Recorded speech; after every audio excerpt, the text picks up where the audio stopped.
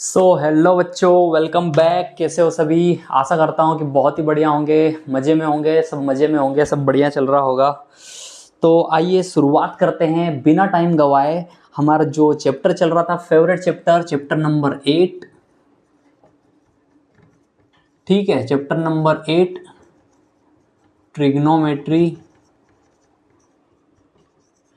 और उसी का आ गया है ये पार्ट नंबर 2। जिसने पार्ट नंबर 1 नहीं देखा है वो देख सकते हो। पार्ट नंबर 1 डल चुका है, जिसमें हमने इंट्रोडक्शन देखा, उसकी थोड़ी सी हिस्ट्री देखी, साथ ही साथ में हमने ट्रिग्नोमेट्रिक रेशियोज देखे। ठीक है, तो पार्ट नंबर 2। और आज जो हम करने वाले हैं एक्सरसाइज 8.1। तो हाँ भाई साहब, एक्सरसाइज 8.1 करने वाले हैं। बहुत ही अच्छे तरीके से सब कुछ देखेंगे, सारी चीज़ें देखेंगे। सबसे पहले हमने बात कर ली है कि ये जो ट्रिग्नोमेट्री है वो सबसे पहले तुम्हारी क्लास में अब इंट्रोड्यूस हो रहा है 10th क्लास में। तो अभी से अगर अपन देख लेते हैं तो बाद में 11th-12th में भी दिक्कत नहीं आएगी। साथ ही साथ आपको जो है कॉम्पिटिटिव एग्जाम्स जिसमें आता है, जो कि आरआरबी ग्रुप डी में भी चल रहा है, उसमें भी दिक्कत नहीं आएगी। तो देखते हैं हमने क्या पढ़े थे, ट्रिग्नोमेट्रिक रेशियोज। ठीक है, तो थोड़ा सा, ठीक है, ट्रिग्नोमेट्रिक रेशियोज, हमने जो रेशियोज देखा था उसके थोड़ी सी जरा सी एक ग्लिम्स ले लेते हैं और फिर क्वेश्चंस की ओर बढ़ेंगे। तो हमने क्या देखा था कि भाई साहब, अगर ये ट्रायंगल है, इस ट्रायंगल में मान लीजिए ए है, बी है और सी है, ये 90 डिग्री यहाँ पे बना रहा है। अगर इस एंगल के लिए लें तो ये परपेंडिकुलर हो जाता है, ये इसका हो जाता है बेस और ये हो जाता है हाइपोटेनस। इसके साथ साथ अगर मैं इस एंगल को लूँगा, इस एंगल से लूँगा, तो ये इसके लिए परपेंडिकुलर हो जाएगा, ये इसके लिए बेस हो जाएगा और ये हाइपोटेनस सेम का सेम रह जाएगा। तो ठीक है भाई साहब, किस एंगल के लिए ले रहे हैं ये बहुत ही ज़्यादा इंपॉर्टेंट रहने वाला है। साथ ही साथ अगर मैं आपको बताऊं, मैं आपको बताऊं तो यहाँ पे एक पाइथागोरस थ्योरम भी लगती है, जिसमें क्या है, ए बी का whole square plus B C का whole square is equal to A C का होल स्क्वायर। ठीक है, पाइथागोरस थ्योरम क्या बोलती है, हाइपोटेनस का square is equal to perpendicular का स्क्वायर प्लस बेस का स्क्वायर।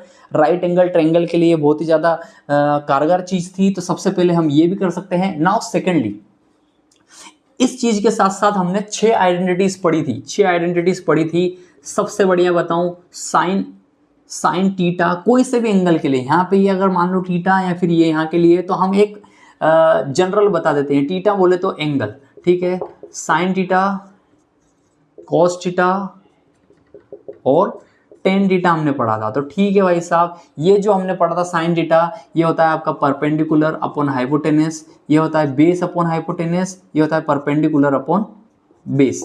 ठीक है, इनके ही अगर मैं उल्टे बोलने जाऊं, अगर इनका इन्वर्स कर देंगे तो कोसेक टीटा आ जाएगा, सेक टीटा आ जाएगा और कॉट टीटा आ जाएगा। तो ठीक है भाई साहब, ये जो है ये याद करने वाली छोटी सी चीज है कि ये बेसिकली साइन टीटा, किसी भी एंगल टीटा का साइन क्या है, वो जो राइट एंगल ट्रायंगल में जो परपेंडिकुलर बन रहा है उससे हाइपोटेनस को डिवाइड कर देने में साइन टीटा वो हो जाएगा। तो ठीक है, ये सारी चीजें हमने देख ली है।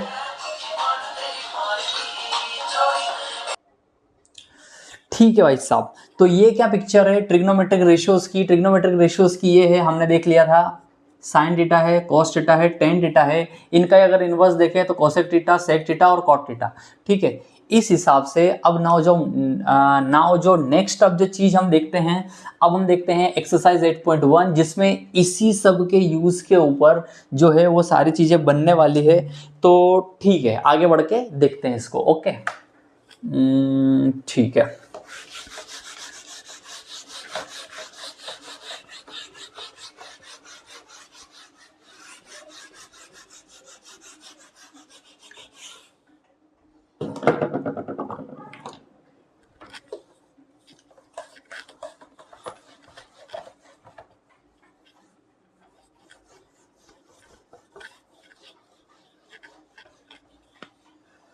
नाउ स्टार्ट करते हैं हमारी exercise 8.1।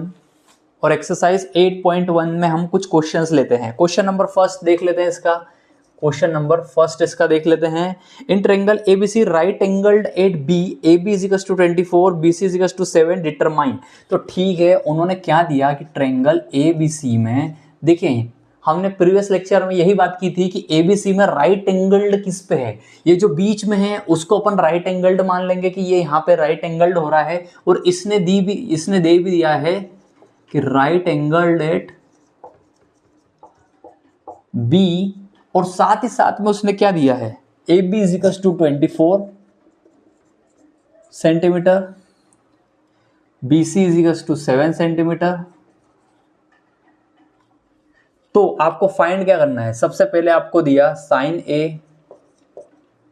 A cos A find करना है।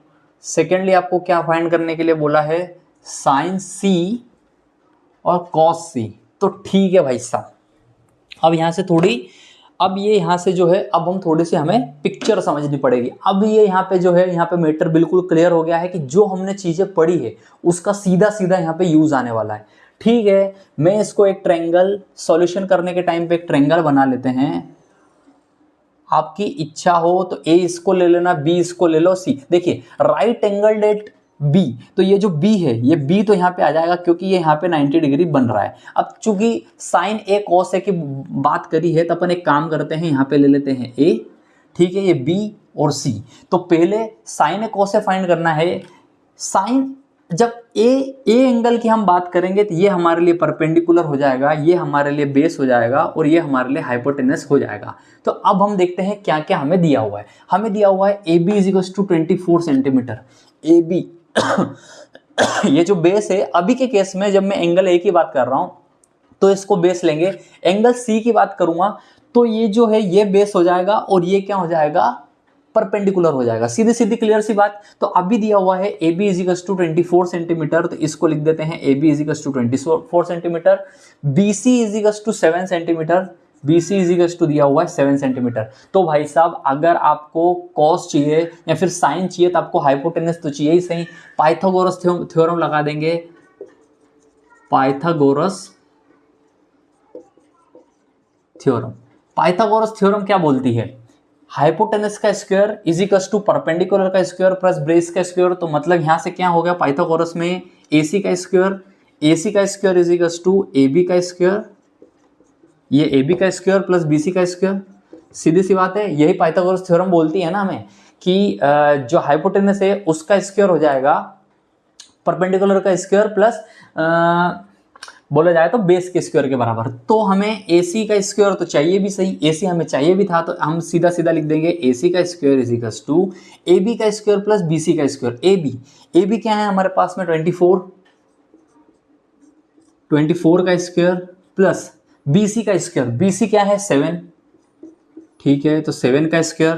तो अब हम यहाँ से निकाल लेते हैं AC का स्क्वायर इज इक्वल टू 24 का स्क्वायर। तो एक काम करें, इसको 25 माइनस 1 कर दें, इसका स्क्वायर निकाल लें, प्लस 7 7 49। तो अब देखिए ये क्या हो जाएगा, 25 का स्क्वायर प्लस 1 का स्क्वायर माइनस 25 दूआ 50 प्लस 49। वो A माइनस बी की आइडेंटिटी लगा देंगे। तो अब हमें पता है कि 25 का स्क्वायर, तो आखिरी में 25 हो जाएगा 625 प्लस 1 माइनस का 50 प्लस का 49। तो भाई साहब आप यहाँ से देखेंगे ये क्या हो गया, AC स्क्वायर। फटाफट करते हैं इसको, ये बच्चे वाले कैलकुलेशन से। AC square is equal to 49 और एक 50, 50 में से 50 गए तो ये सब पूरा कैंसिल आउट हो जाएगा, 625। तो आप देख लेंगे 625 किसका, 25 का स्क्वायर है, ठीक है। AC इज इक्वल टू क्या आ जाएगा हमारे पास में 25, ठीक है, 25 आ जाएगा। तो ये हमारे पास में हाइपोटेनस आ गया 25। तो अब जो है हर क्वेश्चन में अधिकतर आपके जो क्लासेस में है आपको यही बोला जाएगा, क्या बोला जाएगा कि 1 से 2, जब भी आप ट्रायंगल में किसी भी चीज में बोलेंगे तो आपको ये जो है ना तीन क्वांटिटीज पता होनी चाहिए, परपेंडिकुलर, बेस और हाइपोटेनस पता होना चाहिए। अगर ये सारी चीजें आपको पता है तो बेझिझक आप क्या है सारे क्वेश्चंस बिल्कुल आसानी से कर सकते हैं। अब नाउ एग्जांपल के लिए हमारे पास में ये आ गया 25, ये हो गया 7, ये हो गया 24। अब इसको भले पूछने दो ना, जैसे कि फर्स्ट क्वेश्चन है, फर्स्ट क्वेश्चन में उसने पूछा साइन है, ठीक है। अब साइन ए, इस ए एंगल का साइन, इस ए एंगल का साइन क्या होता है, परपेंडिकुलर अपॉन हाइपोटेनस। परपेंडिकुलर है 7, हाइपोटेनस है 25, ये हो गया आंसर। कॉस ए क्या होता है, cos of this angle A, cos of this angle A क्या होता है, बेस अपॉन हाइपोटेनस। बेस कितना था आपके पास 24 अपॉन 25। पहला क्वेश्चन हो गया बिल्कुल कंप्लीट। नाउ सेकेंडली यहाँ पे थोड़ा सा ट्विस्ट आता है। अब जो है ना ये एंगल, ये किसकी बात कर रहा है? Sine C, sine of angle C. ये जो एंगल सी है इसकी साइन की बात कर रहा है। तो ये एंगल किसके ऊपर बनता चल रहा है? तो भाई साहब अब ये जो है, ये जो परपेंडिकुलर था ये हो गया बेस, ये जो बेस था ये हो गया परपेंडिकुलर, हाइपोटेनस सेम का सेम। तो ठीक है, यहाँ पे थोड़ा सा मीटर बनता है साइन सी। साइन सी क्या होता है? Perpendicular upon hypotenuse. तो परपेंडिकुलर अब हो गया 24, 24 डिवाइड बाय 25, 24 डिवाइड बाय 25। वैसे ही साइन सी कॉस सी, कॉस सी क्या होता है? कॉस होता है बेस अपॉन हाइपोटेनस। तो बेस हो जाएगा अब 7, जो कि परपेंडिकुलर था वो हो गया बेस 7 अपॉन 25। इस हिसाब से आपके जो फर्स्ट क्वेश्चन है उसका आंसर हमने मार दिया। कुछ नहीं था, आपको एक छोटी छोटी जो इन्फॉर्मेशन दी हुई थी उनको पकड़ना है। राइट एंगल उसने बोला था कि एंगल बी पे है, तो हमने यहाँ पे बी को राइट एंगल ले लिया है। ए भी दिया हुआ था 24, BC इज टू 7। अगर किसी भी तरीके से आप बनाते हो इसको, अगर मान लो कि आप ऐसा बनाना चाहते हो तो कोई बात नहीं, फिर भी आप इसको ABC ऐसा भी बना सकते थे। B को बीच में लाना है तो अगर आप C को भी यहाँ पे रखते हैं कोई बात नहीं, अगर आप C को यहाँ पे रखते हैं, A को यहाँ पे रखते हैं, बहुत सारे जन ऐसा बोल सकते हो ना सर इस केस में तो फिर बेस और ये सब चेंज हो जाएगा। नहीं चेंज होगा, क्योंकि आपका जब एंगल A यहाँ पे चले जाएगा तो फिर ये जो AB जो था, जो यहाँ पे AB चॉइस था, तो ये AB चॉइस यहाँ पे हो जाएगा, कोई दिक्कत नहीं। ये जो BC आपका 7 ऐसे खड़े में था अभी आपको बेस में दिख जाएगा, लेकिन ये एंगल C के केस में हो जाएगा। एंगल A के केस में तो वैसे ही रहेगा जैसे मैंने बनाया है। तो इसमें बिल्कुल कंफ्यूज नहीं होना है। अगर कंफ्यूज हो रहे हो तो कमेंट डाउन जरूर कर देना। इस हिसाब से अपना ये जो आंसर है आ गया है। क्रॉस चेक जरूर कर लेना। बाकी ऐसे ही सिंपल से क्वेश्चंस आते हैं। हमें पता है ट्रिग्नोमेट्रिक रेशियोज क्या होते हैं, इसको अच्छे से नोट डाउन कर लो। ट्रिग्नोमेट्रिक रेशियोज क्या होते हैं अगर हमें पता है, उसके बाद में आपको पाइथागोरस थ्योरम अगर पता है, सारे क्वेश्चंस में बनवा दूंगा। 8.1 जो है सारे खाली रेशियोज की ही बात है और कुछ नहीं है उसमें। रेशियोज और पाइथागोरस थ्योरम इतनी चीजें पता होनी चाहिए, दैट्स ऑल। इसको अच्छे से नोट डाउन करो, फिर अगला क्वेश्चन करते हैं।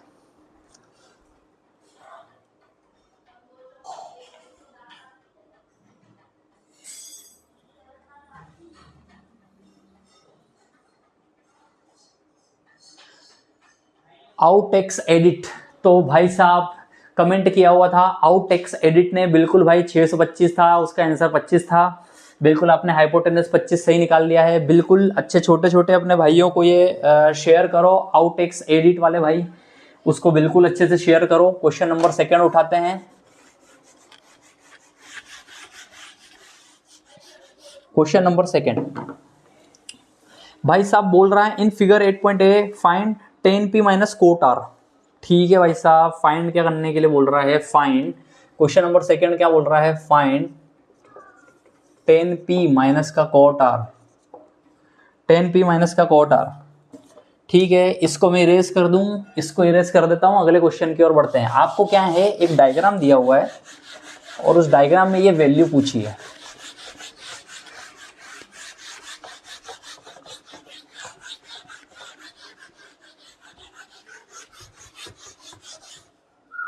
ठीक है, 10p माइनस का कोट आर।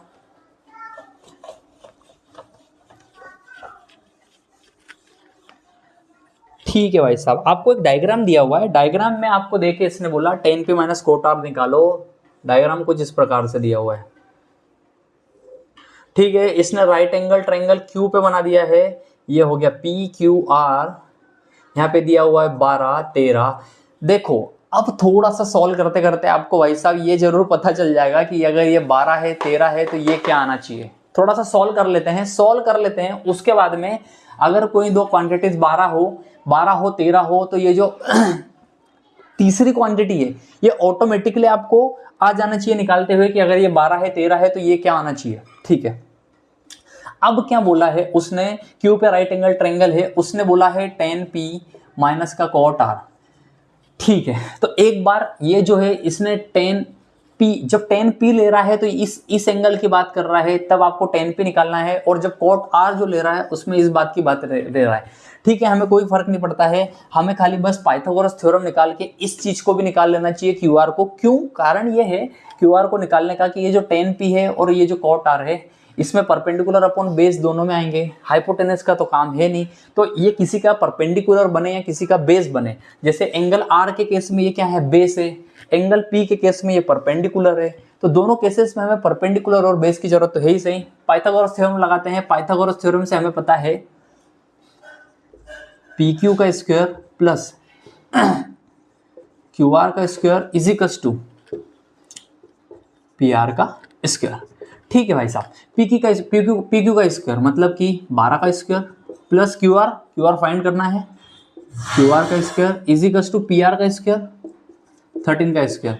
तो भाई साहब आप यहाँ से समझ जाओगे कि ये क्या है, 144 हो जाएगा, डायरेक्ट याद होना चाहिए भाई साहब। QR का स्क्वायर इज इक्वल्स टू ये हो जाएगा 169। तो आपको एक बात समझ में आ जानी चाहिए, अगर आपका परपेंडिकुलर या बेस 12 है, हाइपोटेनस 13 है, तो ये ऑटोमेटिकली 5 आ जाना चाहिए। ये करते करते तुम्हें सॉल्व करते आ जाएगा, कैसे? QR का whole square is equals to 169 minus 144। इसको देखोगे आप तो QR का स्क्वायर इज इक्वल्स टू कितना हो जाएगा, 9 में से 4 गए तो बचे बेटा 5, 6 में से 4 गए तो बचे बेटा 2। QR इज इक्वल्स टू क्या आ जाएगा, प्लस माइनस 5। तो माइनस तो हो नहीं सकती है, लेंथ माइनस होगी नहीं, इसलिए प्लस का हमने 5 ले लिया। ठीक है, समझ में आई बात? अगर आपका परपेंडिकुलर या बेस 12 है, हाइपोटेनस 13 है, तो डायरेक्टली आप इसको 5 लिख दोगे डायरेक्टली, जो कि एमसीक्यूज में हम सॉल्व करेंगे। अब मान लो कि उल्टा चलो, अगर ये 12 है, ये 5 है, तो ये कितना हो जाएगा, 13। डायरेक्टली याद कर लो ना, हमने देख लिया है ये इसका कॉम्बिनेशन है, ये 12 13 5 का कॉम्बिनेशन है, जिसमें क्या है, कभी 12 यहाँ नीचे रहेगा, 5 ऊपर रहेगा। तो मान लो 5 और 13 दिया हुआ है, तो ये ऑटोमेटिकली 12 आ जाना चाहिए। हाँ, अब अपन जो क्वेश्चन पूछा है उसका सॉल्यूशन देते हैं। tan p minus tan p क्या होगा, tan ऑफ p। ठीक है, tan क्या होता है, tan होता है परपेंडिकुलर अपॉन बेस। तो tan p इस एंगल के लिए परपेंडिकुलर, तो ये हो गया परपेंडिकुलर अपॉन बेस, तो 5/12। ठीक है, P एंगल के लिए ये 5 जो है, आप देखोगे सामने वाला परपेंडिकुलर अपॉन जिसके ऊपर बना है बेस 5/12। वही अगर मैं cot r निकालूं, cot r क्या होता है, cot r क्या होता है भाई साहब, tan का उल्टा, बेस अपॉन परपेंडिकुलर। तो ठीक है, अब इस r के लिए बेस क्या है इस r के लिए मगर tan निकालता तो परपेंडिकुलर अपॉन बेस 12/5 हो जाता, उल्टा कर दो 5/12, तो ये भी हो गया 5/12। तो tan p minus cot r, दोनों को 5/12 माइनस का 5/12, 0 आंसर इसका आ जाना चाहिए। देख लेना भाई साहब, 0 इसका आंसर आ जाएगा। तो कितना आसान था। क्वेश्चंस में आप देख पा रहे होंगे ट्रिग्नोमेट्रिक रेशियोज जो है, ट्रिग्नोमेट्रिक रेशियोज है, उनकी डेफिनेशन पता होनी चाहिए कि tan थीटा मतलब क्या होता है। tan थीटा होता है perpendicular upon base, cot theta क्या होता है, बेस अपॉन परपेंडिकुलर ले लिया, दोनों को माइनस किया, और साथ के साथ में Pythagoras theorem important, Pythagoras theorem पता कर लो, ट्रिग्नोमेट्रिक रेशियोज पता कर लो। 8.1 कंप्लीट, इसको अच्छे से नोट डाउन करो, फिर आता हूं मैं।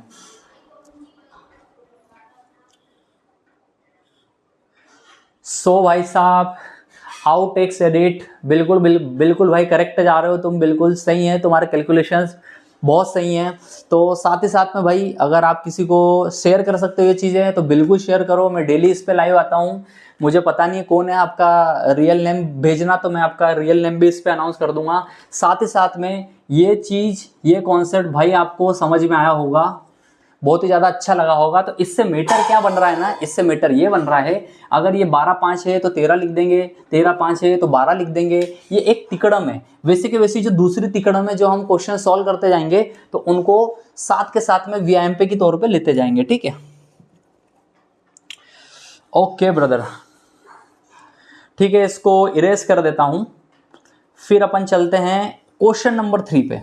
ठीक है, क्वेश्चन नंबर 3 क्या है उसको लिख लेता हूं। क्वेश्चन नंबर 2 कंप्लीट हुआ अपना। आउट एक्स एडिट, बिल्कुल भाई बने रहो। क्वेश्चन नंबर 3, ठीक है, क्वेश्चन नंबर 3 बहुत ही ज्यादा इंपॉर्टेंट क्वेश्चन है। पहले क्वेश्चन लिख देता हूं, if sine A is equals to 3/4। अब जैसे ये तिकड़म है 12 12 5 13, 12 5 13, ये जो एक तिकड़म है ना 12 5 13, वैसे ही इसमें भी है 3 4, पता ही होगा आउट एक्स वाले भाई, तुम इसको निकाल लो। 3 का स्क्वायर प्लस 4 का स्क्वायर इज इक्वल्स टू 25, बोले तो 5। तो ये 3 4 और 5 का भी एक तिकड़म बनेगी। ठीक है, तो इसके बाद में ये क्या बोल रहा है, कैलकुलेट कॉस है एंड टेन है। ठीक है भाई साहब, तो ये क्वेश्चन क्या है कि जब अगर आप सॉल्व कर रहे हो तो तुरंत सॉल्व हो जाने चाहिए ये सारे क्वेश्चंस।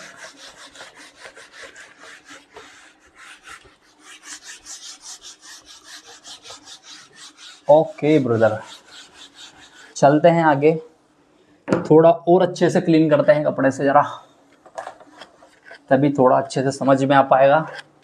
हाँ भाई साहब, तो इस क्वेश्चन की एक और स्पेशलिटी बता दूं, साइन ए 3/4 की, ये एमपी 2019, 2022, 2024 इतनी बार ये क्वेश्चन आ चुका है, तो आप समझ गए होंगे कि ये क्वेश्चन कितना इंपॉर्टेंट होने वाला है। तो ठीक है, एंगल ए, किसी एंगल ए की बात कर रहा है, तो मैंने क्या है रेंडमली ड्रॉ कर लिया कि भाई साहब मैंने मान लिया कि एंगल ए है, ये एंगल ए है। बी पे मैंने राइट एंगल मान लिया, इसको मैंने सी मान लिया, क्योंकि कुछ दिया हुआ नहीं है तो आपकी जो इच्छा हो वो मान लो। हमें पता है sine A is equals to दिया हुआ है 3/4। तो भाई साहब क्या होगा, साइन क्या होता है, इस एंगल का साइन, किसी एंगल का साइन क्या होता है, perpendicular upon base, perpendicular upon hypotenuse होता है। ठीक है, तो परपेंडिकुलर अपॉन हाइपोटेनस होता है, तो परपेंडिकुलर अपना क्या हो गया 3, और हाइपोटेनस अपना जो हो गया वो हो गया 4। तो ठीक है, बेस को देखते हैं, इस हिसाब से हम देखेंगे। अगर यहाँ पे पाइथागोरस लगाएंगे तो ए बी का स्क्वायर प्लस बी सी का square is equals to A C का स्क्वायर। ठीक है भाई साहब, ए बी का स्क्वायर ये तो फाइंड ही करना है, प्लस बी सी का स्क्वायर मतलब कि 3 3 9 is equals to A C का स्क्वायर मतलब 4 का 4 चौका 16, तो A B square is equals to 16 minus का 9, ए बी का स्क्वायर इज इक्वल्स टू 16 में से 9 गए तो बचे बेटा 7। तो यहाँ पे ए बी क्या आ गया, ए बी आ गया अपना रूट का 7। ठीक है, तो ये ए बी आ गया रूट का 7। तो मैंने जो जल्दीबाजी में आपको बोल दिया था कि ये 5 होना चाहिए, वो कब वर्क करेगा, वो तब वर्क करेगा जब आपका 3 यहाँ पे हो, 4 यहाँ पे हो, तो 5 यहाँ पे आ जाएगा। तो ठीक है, हमें डायरेक्ट शॉर्टकट्स की तरफ भी नहीं भगना है, हम निकाल के भी देख लेंगे, कोई दिक्कत नहीं। हमने देख लिया ए बी जो है वो रूट 7 आ गया, तो ठीक है भाई साहब, ये हमने रूट 7 लिख दिया। अब हमसे जो पूछना है पूछो, उसने क्या पूछा, कॉस ए पूछा। इस एंगल ए का कॉस क्या होता है, base upon hypotenuse root 7 divide by 4। वैसे ही टेन ए हमें पता है, किसी भी एंगल का टेन रेशियो क्या होता है, उस सर्कल के एंगल का टेन रेशियो उसके परपेंडिकुलर अपॉन बेस का रेशियो होता है, तो 3/√7। ठीक है, देख पा रहे हो आप, एमपी के 2019 में आया है, 2022 में आया है, 2024 में आया है, लेकिन ये कितनी आसानी से ये सारे क्वेश्चंस हो जा रहे हैं। आसानी से इसलिए हो जा रहे हैं, आपको रेशियोज खाली बस क्लियरली माइंड में पता होना चाहिए। रेशियोज के बाद में आपको क्या पता होना चाहिए, पाइथागोरस थ्योरम। बाकी ये सारे क्वेश्चंस 8.1 के बनने लगेंगे। इसको नोट डाउन कर लो, अच्छे से नोट डाउन कर लो।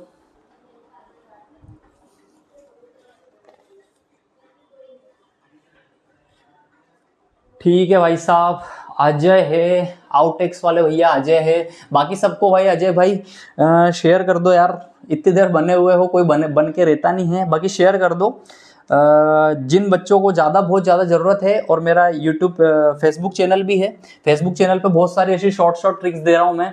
तो ठीक है, ये मुझे लगता है अच्छे से क्वेश्चन हमारा बन गया होगा। क्वेश्चन नंबर 4 को मैं नोट डाउन कर लेता हूँ, जब तक इसको आप अच्छे से नोट डाउन करो।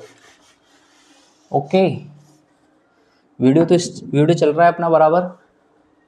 बिल्कुल 24 मिनट्स का ही हुआ है अभी, थोड़ी टाइम की तंगी रहती है इसलिए इस टाइम पे लाइव लेना पड़ रहा है।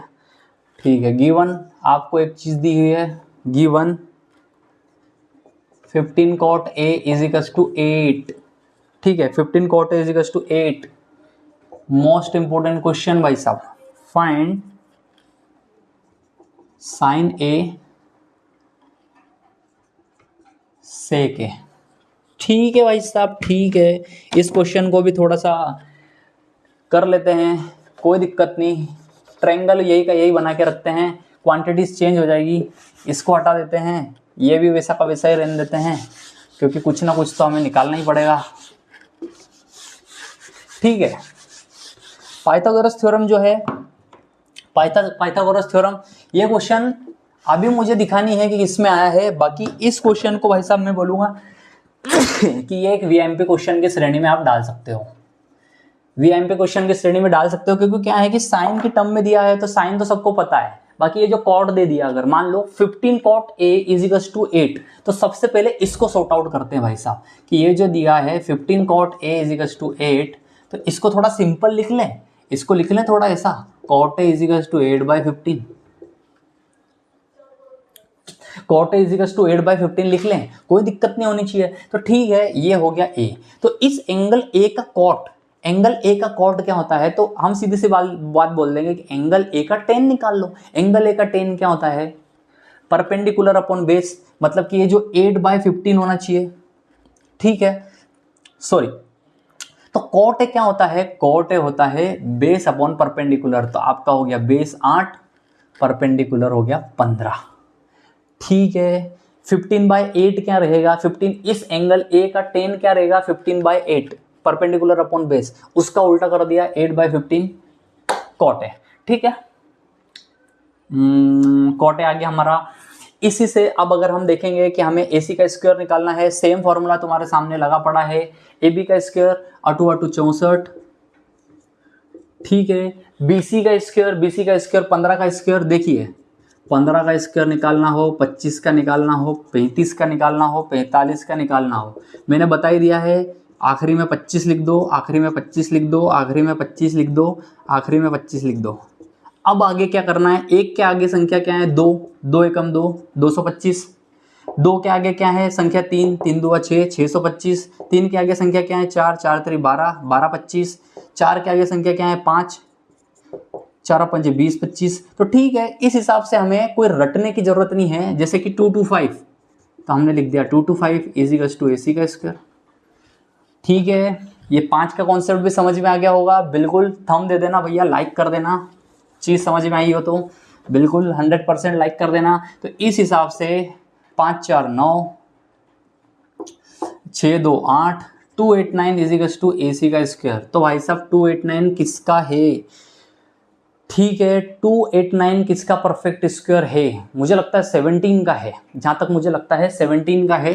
17 मल्टीप्लाई बाई अगर 17 करते हैं, 7 7 49 का 9, हाथ का है 4, 7 एकम 7, 7 4 11, मल्टीप्लाई बाई 17, तो ठीक है 9 8 289। ठीक है, इसको 17 का स्क्वायर लिख देंगे इज इक्वल्स टू AC का स्क्वायर। तो AC हमारे पास में क्या आ गया 17। तो एक तिकड़म और हमने सीख ली, ये है तिकड़म तिग्गी, 5 है 8, 8 है 15 है 17 है, दैट्स ऑल। यही चीज हमें करनी थी। ये छोटा सा कैलकुलेशन जो इतना सा महंगा सा कैलकुलेशन लग रहा है, खाली यही इसमें है, इन क्वेश्चंस में, इन कैलकुलेशंस के अलावा कुछ नहीं है। ट्रिग्नोमेट्री में ये तीनों फेर आपको 5 8 17, ठीक है, 3 4 √7 निकला, अगर वो 3 और 4 यहाँ रहता तो यहाँ पे 5 आ जाता बकायदा। वैसे के वैसे हमने 12 5 13 की देख ली। ठीक है, तो इस हिसाब से ये हमने निकाल दिया AC इज इक्वल्स टू, अब क्वेश्चन का आंसर तो बिल्कुल सिंपल है हमारे लिए, साइन A। एंगल A का साइन क्या होता है, एंगल A का साइन होता है परपेंडिकुलर अपॉन हाइपोटेनियस, मतलब 15/17 परपेंडिकुलर अपॉन हाइपोटेनियस। वैसे ही सेक है, हमें नहीं पता भाई सेक है, हमें तो इतना पता है कॉस ए क्या होता है, कॉस ए होता है बेस अपॉन हाइपोटेनस, तो उसका उल्टा कर दो, hypotenuse upon base 17/8, hypotenuse by base, base upon hypotenuse होता है ना कॉस थीटा का उल्टा सेक थीटा, सेक है साइन है, आंसर आपका आ गया, मिला लेना पीछे, इस हिसाब से आप ट्रिग्नोमेट्री को चुटकियों में कर सकते हो। खाली क्या याद रखना है आपको, पाइथागोरस थ्योरम, पाइथागोरस थ्योरम याद रखनी है। साथ ही साथ में खाली आइडेंटिटीज 8.1 कंप्लीट हो जाएगा। उसके बाद भी मैं जो वैल्यूज वाले हैं, थीटा वाले हैं, 0 डिग्री, 30 डिग्री, 45 डिग्री, उनको ऐसे याद करवा दूंगा, मजे आ जाएंगे। हाँ, ये जो आइडेंटिटीज को अगर रटने में या फिर याद करने में कोई दिक्कत आ रही है, उसके लिए भी रील में बनाने वाला हूँ, बिल्कुल सुपर वाली। अभी हम क्या रील के लिए इसलिए मैं नहीं जाता हूँ, क्योंकि रील में क्या है ना, ठीक है तुम 1-2 मिनट में तुम सीख लेते हो, बाकी मेरे को क्या है ना, मेरी इच्छा होती है कि जितनी हो सके चीजें तुम रॉ मटेरियल लो। रॉ मटेरियल इसलिए क्योंकि अभी हम ज्यादा से ज्यादा टाइम दे रहे हैं भाई साहब। आप जो 10th में अभी जो टाइम दे रहे हो कॉम्पिटेटिव एग्जाम्स के लिए भी, अगर मान लो कि टाइम दे रही हो, ये लाइफ में बाद में नहीं देने वाले हो। मैंने भी टाइम दिया था, एक ही बार पूरा टाइम दिया था, बार बार हम टाइम नहीं देंगे भाई साहब। तो इसलिए एक बार देंगे, पूरी रॉ चीजें देखेंगे, रॉनेस के बाद में हम सारी चीजों को सॉर्ट आउट करते बैठते हैं। तो ठीक है, ये क्वेश्चन को अच्छे से नोट डाउन करो, फिर अगला क्वेश्चन करते हैं।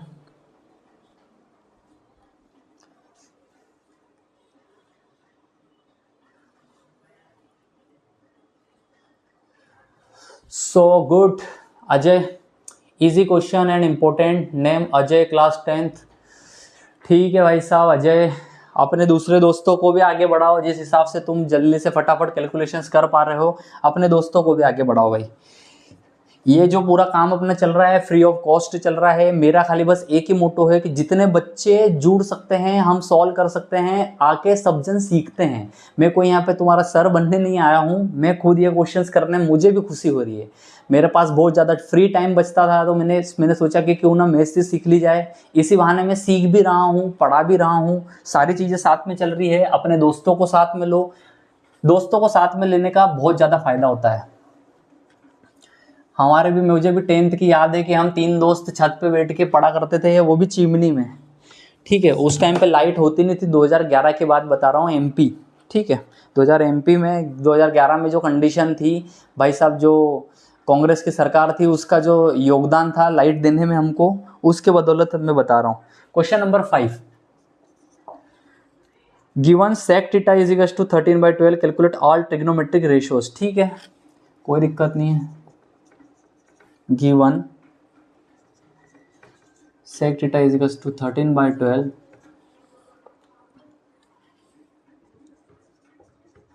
calculate all trigonometric. ठीक है, तो भाई साहब हमारे पास ट्रिग्नोमेट्रिक रेशियोज कितने हैं? 6 है। 6 ट्रिग्नोमेट्रिक रेशियोज है। 6 के 6 निकालने के लिए भाई साहब ये बोल रहे हैं, तो कुछ नहीं करता हूँ, इसको रहने देता हूँ सेम का सेम।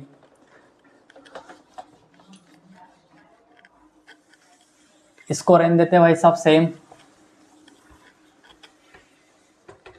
ओके, इसको सेम रहने देते हैं।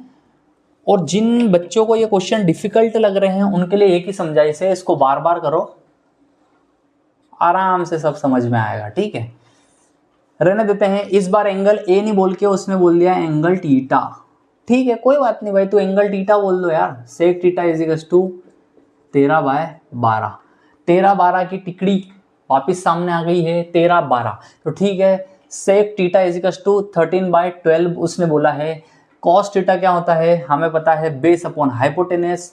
अगर बेस और हाइपोटेनस दिया हुआ है, तो अब क्या दिया हुआ है, ये हाइपोटेनस अपॉन बेस। तो भाई साहब ये हो गया 13/12, मैंने जैसा बोला ही था। इसको डायरेक्ट 5 लिख सकता हूँ क्या? इसको डायरेक्ट 5 लिख सकता हूँ क्या? क्वेश्चन सॉल्व करते करते लिख सकते हैं क्या? बिल्कुल लिख सकते हैं, बता भी देता हूँ। AC का स्क्वायर भाई साहब, पाइथागोरस लगाता हूँ। AC का square is equal to AB का स्क्वायर प्लस BC का स्क्वायर। डायरेक्टली देख सकते हैं ना भाई, AC का स्क्वायर जो है 169 हो जाएगा, 13 का square is equal to AB का स्क्वायर, बाहर दोनों 44 हो जाएगा, 144 प्लस BC का स्क्वायर। ठीक है, 169 माइनस का 144 इज इक्वल टू BC का स्क्वायर। वापस से हमारे पास तिकड़ी आ गई। ठीक है, ये हो जाएगा 25 इज इक्वल टू BC का स्क्वायर। तो BC हमारे पास में जो आएगा, हमारे पास में जो BC आया है वो आएगा ±5। बाकी हम प्लस क्यों ले रहे हैं? क्योंकि जो लेंथ है इसकी माइनस में कैसे भाई, सारे टर्म्स प्लस में वर्क कर रही है, तो BC इज इक्वल टू 5। जो कि मैंने तुरंत लिख भी दिया था। तो वही है ना, मैंने क्या बोला है, अगर ये 5 है और ये 12 है, अगर यहाँ पे आ रहे हैं या फिर ये दोनों इंटरचेंज भी होते हैं तो ये 13 का 13 ही रहेगा हाइपोटेनस। ठीक है, ये तिकड़ी हमने सीख ली। अब मैं कुछ नहीं करूँगा, सारे क्वेश्चंस तुम ही बताओगे। ठीक है, साइन टीटा, साइन टीटा, इस टीटा टीटा के लिए साइन क्या होता है, साइन होता है परपेंडिकुलर अपॉन हाइपोटेनस। हो गया 5 परपेंडिकुलर अपॉन हाइपोटेनस 13। भाई साहब कॉस टीटा,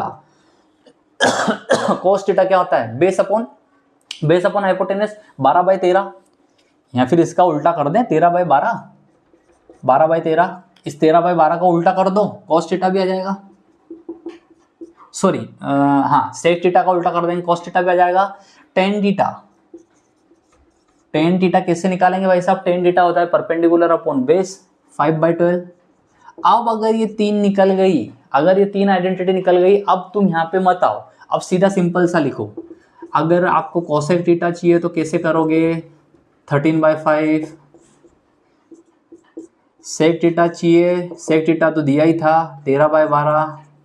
और अगर मैं बताऊं कॉट टीटा लिखना है, कॉट टीटा लिखना है तो 12/5। तो भाई साहब आप एक चीज़ यहाँ से थोड़ी सी नोट डाउन कर लो, एक छोटा सा वीआईएमपी क्वेश्चन, एक ये क्वेश्चन को भी वीआईएमपी में डाल सकते हो, मतलब ऐसा सिंपल से क्वेश्चन है, इसमें वीआईएमपी फीआईएमपी कुछ नहीं, हम सारे करेंगे। ठीक है, अब यहाँ से आप देख सकते हो साइन टीटा 5/13, कॉस टीटा 12/13 क्या है, लेस देन 1।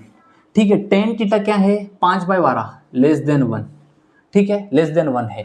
बाकी कोसेक टीटा ये लेस देन 1 है तो ये ग्रेटर देन 1 है भाई साहब, ग्रेटर देन 1 है। सेक टीटा ग्रेटर देन 1 है, कॉट टीटा ग्रेटर देन 1 है।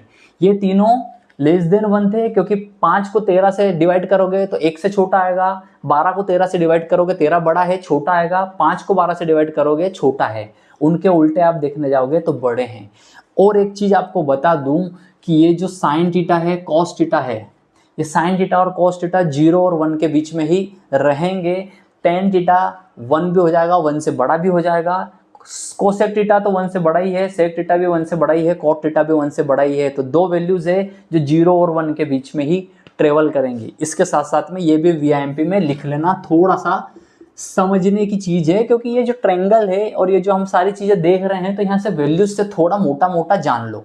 ठीक है, थोड़ा मोटा मोटा जान लो। अगर मैं आपको ऐसा बोलता कि ये लेस देन 1 रहेगा क्योंकि हाइपोटेनस बड़ा रहता है, ये अगर मैं बात करता कि हाइपोटेनस बड़ा रहता है, और ये ग्रेटर देन 1 रहेंगे क्योंकि हाइपोटेनस ऊपर आ गया तो बड़ा है इसलिए ग्रेटर देन 1 है। हाइपोथेटिकल बात करने के बजाय अगर हम क्वेश्चन में ही देख लें तो ज़्यादा ईजी हो जाता है। इसको अच्छे से नोट डाउन करो, अगला क्वेश्चन मारते हैं।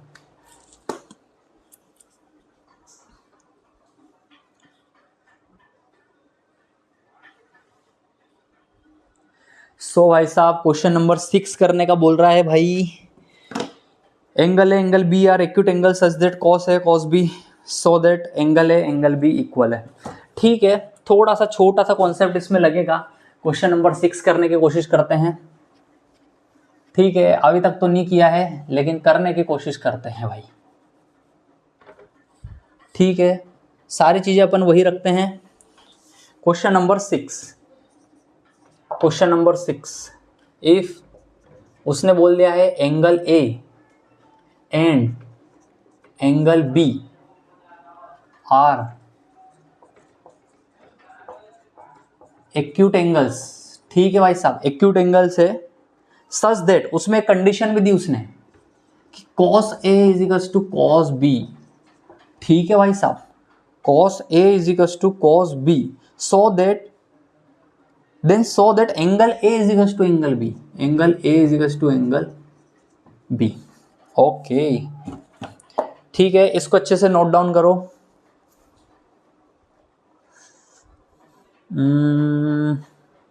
39 मिनट्स का हो गया ना। ओके, तो कुछ इस प्रकार से चल रहा है भाई।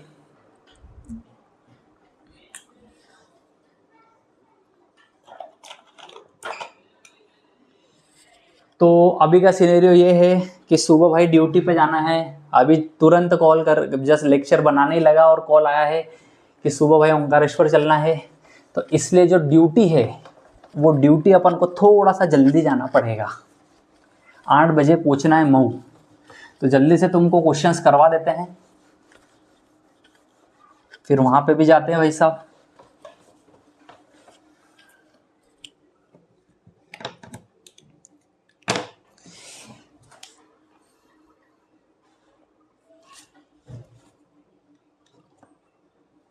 ओके, तो पिक्चर क्या है, अभी पिक्चर क्या है, अगर अपन मान लो इसको ऐसा लेते हैं, अब इसने एंगल ए और एंगल बी को सेम करने की बात कर दी है भाई साहब।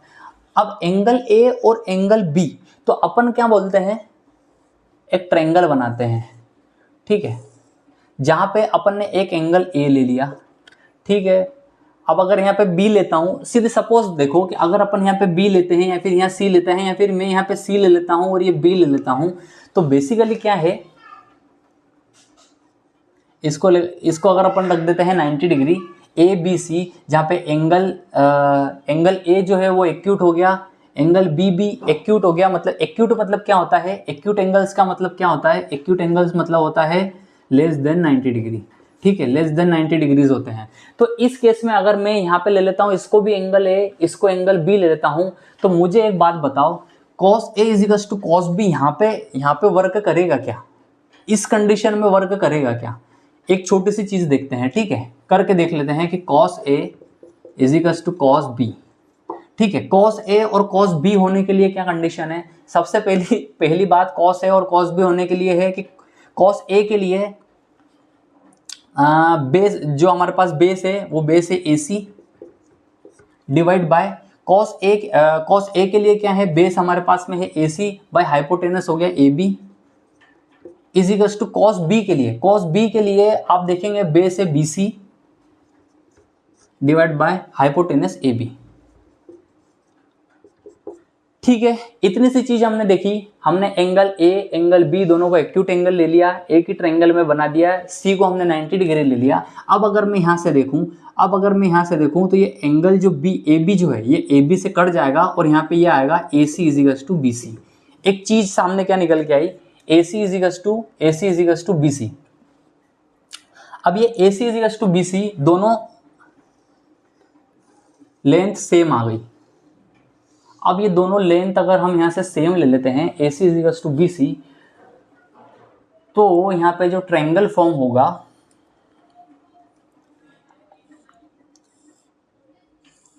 मान लो मैं इसको A ले लेता हूं, इसको ले लेता हूं A, ठीक है, तो ये तो अपना √2A हो जाएगा, ठीक है, जहां पे दोनों एंगल सेम आ गए। तो सेम एंगल सेम आने का मतलब क्या है, सॉरी, दोनों साइड सेम आ गई, ये साइड और ये साइड सेम आ गई। तो अभी तक ये तो मुझे दिख रहा है, कि ये 90 डिग्री है और दोनों की साइड सेम आ गई, तो ये 45 डिग्री हो जाएगा, ये 45 डिग्री यहाँ पे हो जाएगा। Angle A is equals to angle B यहाँ से तो मुझे समझ में आ रहा है। बाकी क्या आपको ट्रिग्नोमेट्री में ऐसी चीज कोई सिखाई गई कि आपको अभी तक एंगल की कोई बात बताई गई है क्या, कि अगर आपकी साइड पता हो आपको तो आप एंगल निकाल सके? ऐसी चीज नहीं दिखाई गई है। तो इसके लिए थोड़ी सी जो है हमको अदर मेथड की तरफ मुझे लगता है जाना पड़ेगा, और हमें जो है ऐसे ना जाके एक दूसरे तरीके से इस क्वेश्चन को सॉल्व करना पड़ेगा, ठीक है भाई साहब। कैसे सॉल्व करते हैं, एग्जाम्पल के लिए ले लेते हैं ये एंगल, ठीक है, A, एंगल B की तो बात छोड़ दो, एंगल A,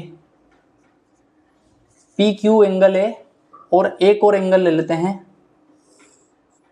ठीक है, एंगल B, एंगल A और एंगल B अपन ले लेते हैं।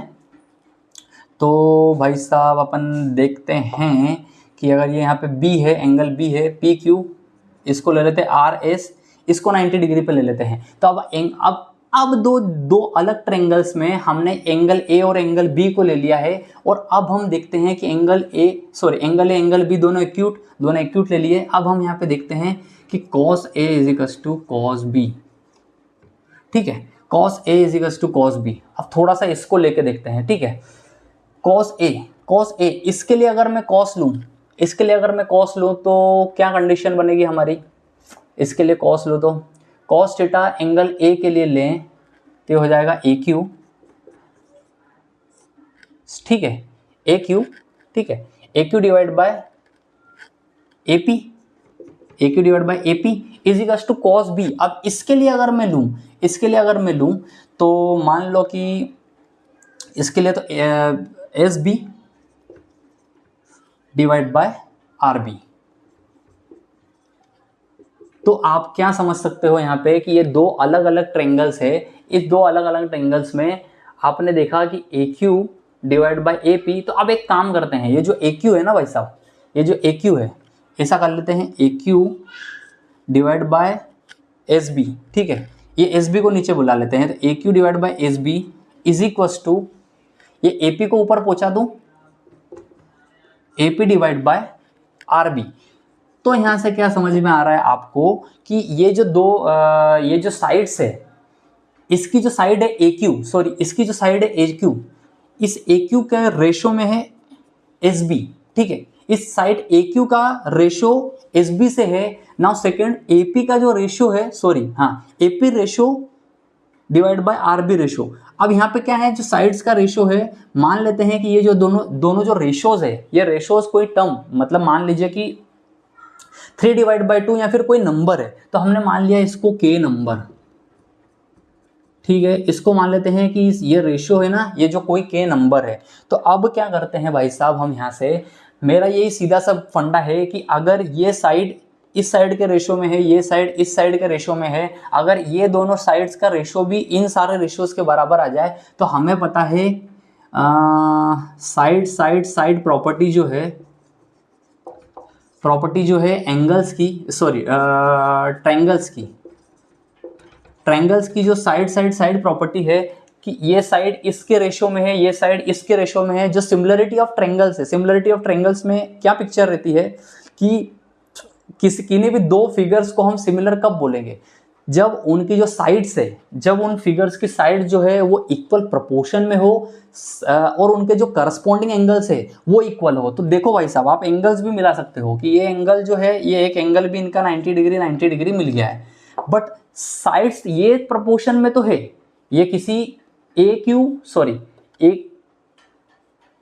क्यू ना, हाँ, A Q divide by S B, ये प्रोपोर्शन इक्वल है A P divide by R B के। अब हमें एक प्रोपोर्शन और निकालना है, ये दोनों साइड्स किसी के प्रोपोर्शन में तो है, लेकिन अगर ये भी हमारे पास आ जाए कि P Q divide by R S, तो कैसे निकालेंगे अपन, एक काम करते हैं,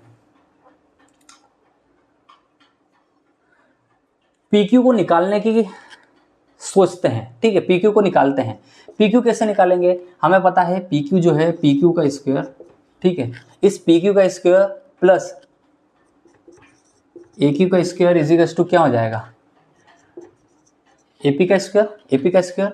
तो भाई साहब पी क्यू का स्क्वायर क्या हो जाएगा, पी क्यू का स्क्वायर, इनका रेशियो ही निकाल के देख लेते हैं, क्या किया आता है, क्या क्या प्रोपोर्शन में आता है क्या। तो हमने देखा पी क्यू का square is equal to A P का स्क्वायर माइनस का ए क्यू का स्क्वायर। ठीक है, माइनस का ए क्यू का स्क्वायर। तो हम देखते हैं पी क्यू का स्क्वायर इज इक्वल टू, अब हम देखते हैं थोड़ा सा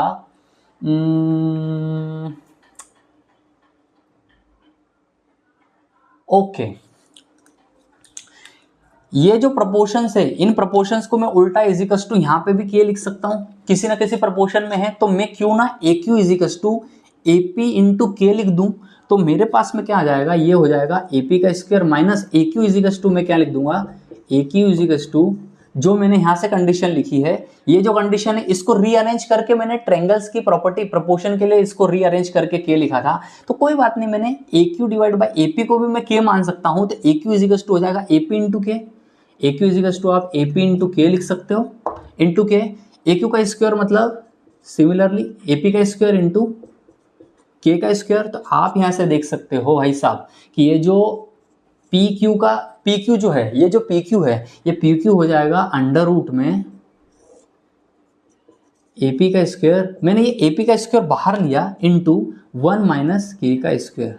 तो यहाँ से आप देख सकते हो ये जो ए पी है, ए पी तो बाहर आ जाएगा, ए पी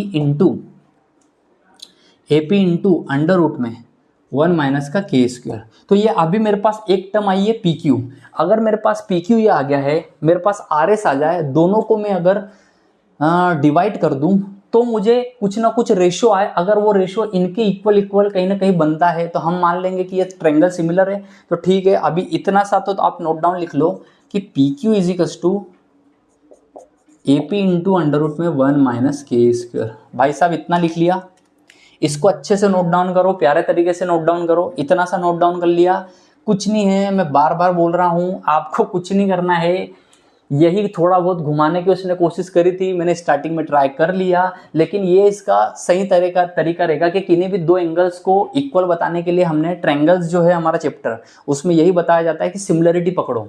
सिमिलरिटी पकड़ने के लिए हमें ये प्रोसेस के थ्रू जाना पड़ेगा।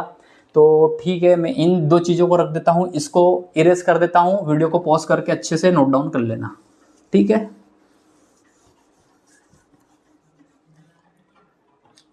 ठीक है भाई साहब, ये कहानी खत्म हुई। अब अपन क्या करते हैं, इस ट्रायंगल के लिए आ जाते हैं।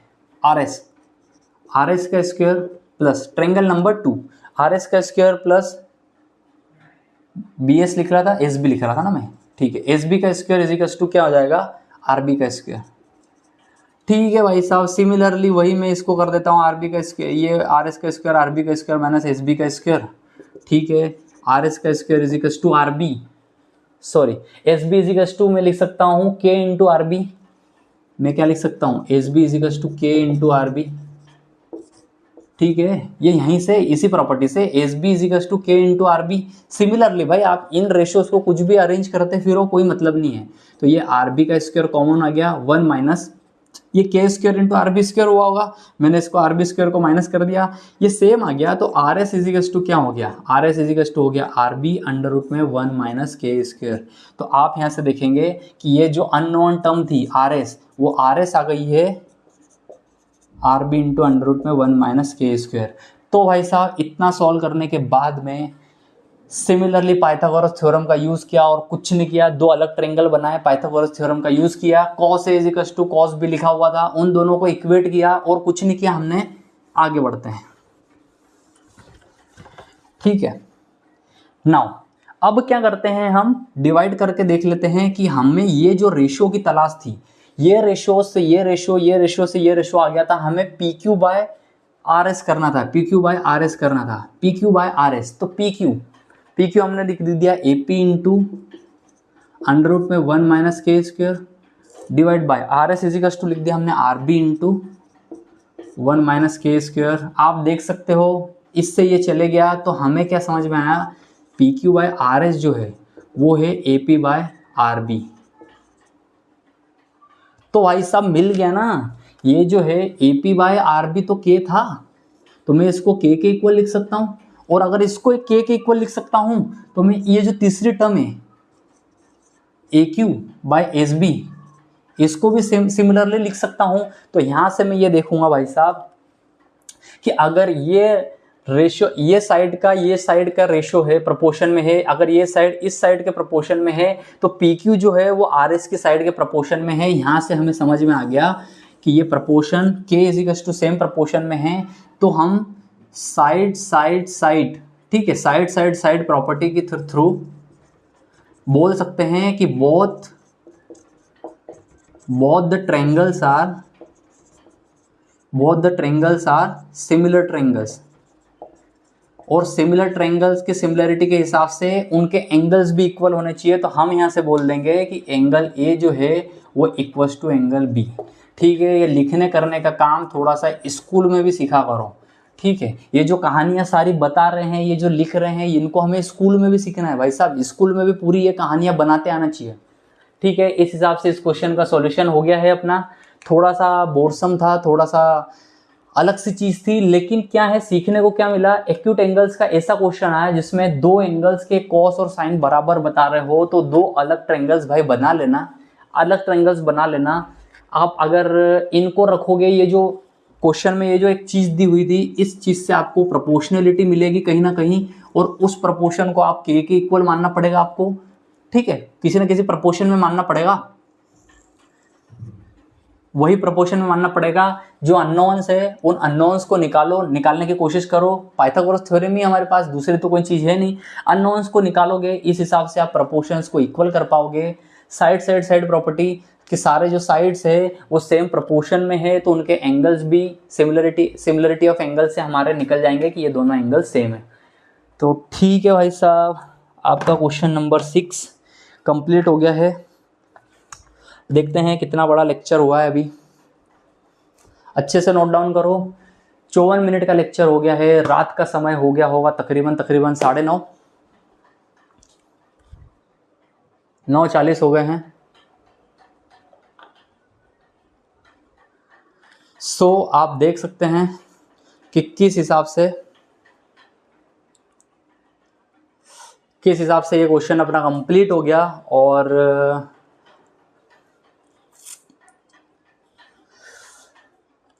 सारा और लाइव भी चलते रहता है, तो सारे बच्चे जो देख रहे हैं वो लाइव पे भी आके देख सकते हो, कोई दिक्कत नहीं। एक बंदा था बहुत देर तक जुड़ा हुआ था, तो करके गया वो भी क्वेश्चन को सॉल्यूशन मार के। तो ठीक है, इस हिसाब से अपन ने क्वेश्चंस को अच्छे से नोट डाउन कर लेते हैं। मेरी इच्छा है कि अब सुबह जल्दी से ड्यूटी जाना है, तो लाइव को भी ख़त्म करता हूँ, अपन क्लास भी यहीं पे समअप कर देते हैं। तो फिर अपन मिलते हैं बाद में। तो कुछ इस हिसाब से देखो भैया, रिकॉर्डिंग होती है, ठीक है। तो अपन मिलते हैं बाद में। फिर जो अपने नेक्स्ट क्वेश्चन जो बचे हुए अपने 1 2 3 4 5 क्वेश्चन है, तो 5 क्वेश्चन करते करते बहुत नाइट हो जाएगी। सुबह अपन को फिर लाइव जाना भी है, ड्यूटी पे भी जाना है। तो मिलते हैं, ठीक है, बाय बाय। कल मिलेंगे अगली क्लास में। Okay bye.